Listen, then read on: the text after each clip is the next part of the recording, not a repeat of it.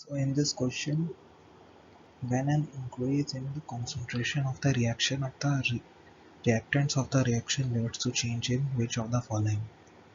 First is threshold energy, second is collision frequency, third is activation energy, and fourth is heat of reaction. So we know that collision frequency is directly proportional to number of reactants molecules per unit volume. So here the number of reactant molecules per unit volume is increasing, so the collision frequency will also increase. As the concentration of reactants of a reaction increase, the number of reactant molecules per unit volume increase, which increases the collision frequency. So correct option is this.